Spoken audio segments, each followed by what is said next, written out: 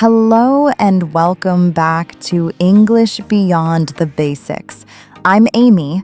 How are you doing today, Jesse? I'm doing great, Amy. Thank you. How are you doing? I'm doing wonderfully. Thanks for asking. And yes, a very warm welcome to all of our listeners. We are so glad you could join us. Today, we're diving into a topic that I think almost everyone finds a little bit scary, no matter what language they speak. Ooh, that sounds intriguing. What is it? Today, we are going to learn how to talk about yourself in English. Ah, yes, the classic moment when someone says, "So tell me about yourself," and your mind just goes completely blank. Exactly. It's such an important skill. You need it for job interviews, for making new friends, for networking events, the list goes on. But it can be so hard to do it in a way that feels natural and confident. Right, you don't want to sound like you're bragging, but you also don't want to say nothing at all. That's the challenge. So our goal today is to give you some practical tips and useful phrases to make it much, much easier. And if you find this episode helpful, please do us a huge favor and subscribe to our channel, and maybe share it with your friends and family. Yes, please do. As a new channel, every like and share helps us reach more English learners just like you. We'd really appreciate it. Now, Amy, where do we start with this mountain of a topic? I think we should start by acknowledging why it's so hard. For many people, there's a fear of being judged. You worry, am I interesting enough? Am I saying the right thing? Is my grammar correct? Or even feeling shy or too modest. In some cultures, it's not common to talk about your achievements, so it can feel very unnatural. That's a great point. So the first step is to remember that the other person is usually just trying to be friendly and get to know you. They're not there to judge you. The most important thing is to be prepared. Preparation is key. It helps you feel so much more confident. So let's talk about the first big scenario where this comes up, the job interview. Yes, the classic opening question. So, tell me about yourself. What they're really asking is, why are you a good fit for this job? Exactly. They don't want to know about your dog or your favorite movie. This is about your professional story. A great way to structure your answer is the present, past, future model. Ooh, I like that. So you start with the present. Yep. Start with your current role and what you do. You could say something like, well, currently I'm a project manager at a tech company where I'm responsible for leading our software development team. Okay, that's clear and concise. What's next? The past? Right. Then you briefly touch on your past experiences that are relevant to the job. For example, before this, I worked as a software developer for 5 years, which gave me a strong technical foundation.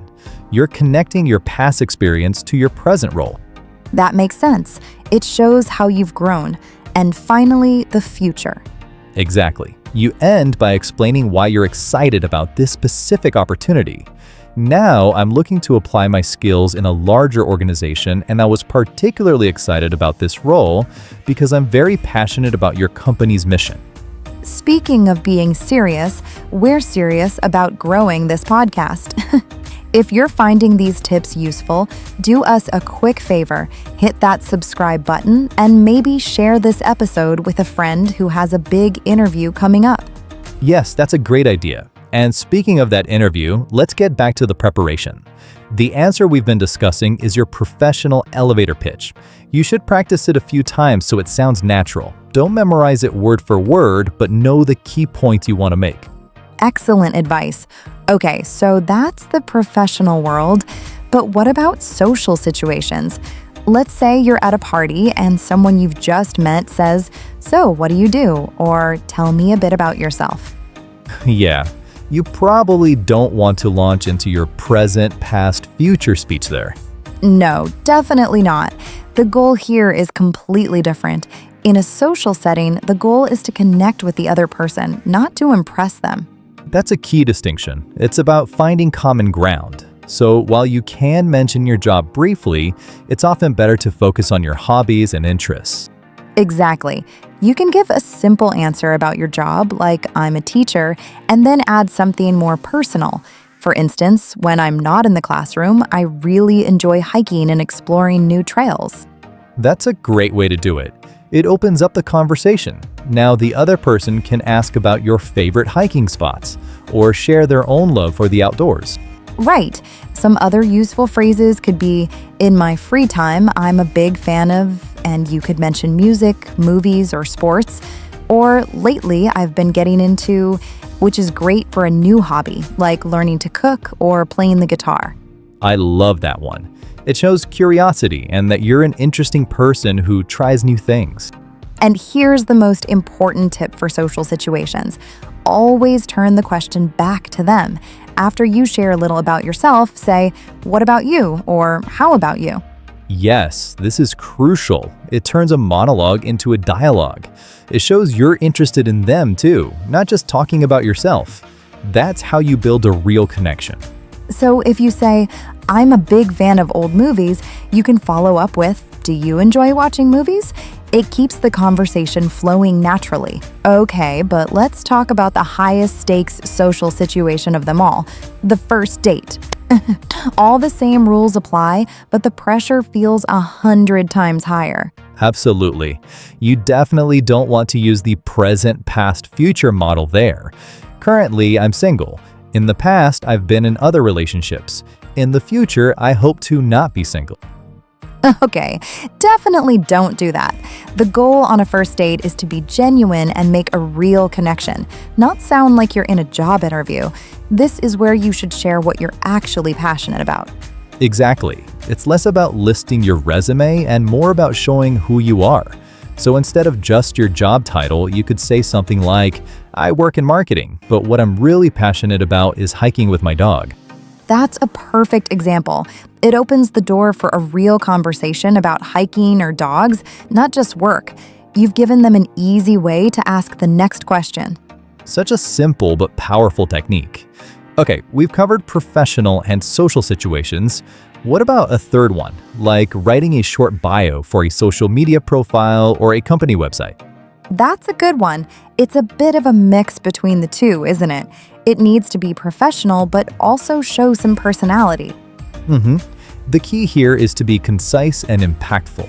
You might start with your professional title and then add a sentence about what you're passionate about, either in your work or outside of it.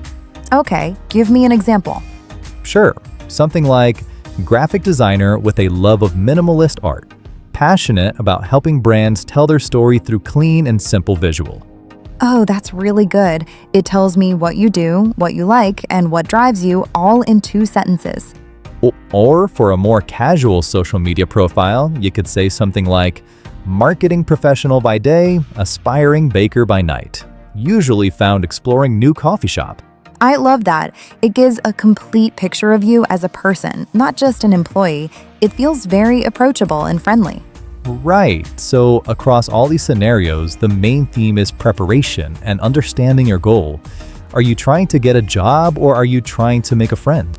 That's the perfect way to summarize it. Knowing your context is everything. I think that covers a lot of ground for today. That's a great way to put it. Okay, I have one more scenario for us. This is a common one, introducing yourself to a new group. For example, your first day in a new class, a book club, or a sports team. Oh, that's a great one, the around the circle introduction. It can be a little nerve-wracking because you have to listen to everyone else while also rehearsing your own lines in your head. I think for these situations, a good formula is name, connection, and enthusiasm. Start with your name, briefly mention your connection to the group, and then share your positive feeling about being there. That's a great formula. Can you give us an example of how that would sound? Of course. For a book club, you could say, "Hi everyone, I'm Jesse. I live just around the corner and I joined because I'm really trying to read more fiction this year. I'm really excited to hear what everyone thinks about this month's book." Exactly. It's not too personal, not too professional. It's just right. It states your purpose for being there and immediately establishes you as a positive member of the group. I agree. Shall we do a quick recap of our top tips? Let's do it. So first, understand your audience and your goal. A job interview is very different from a party. Second, for job interviews, use the present, past, future model to structure your answer. Keep it professional and relevant to the job. Third, in social situations, focus on connecting. Talk about your hobbies and interests, and always ask questions back to the other person. And finally, prepare a few key phrases in advance. Having some sentences ready can boost your confidence and help you avoid freezing up in the moment. Fantastic. We really hope those tips help you feel more prepared the next time you have to talk about yourself. Remember, practice makes progress. That's all the time we have for today. Thank you so much for joining us on English Beyond the Basics. And if you haven't already, please subscribe to our channel so you don't miss any episodes. We'd love for you to be part of our community. Until next time, I'm Amy. And I'm Jesse. Keep learning, keep practicing, and we'll talk to you soon. Goodbye.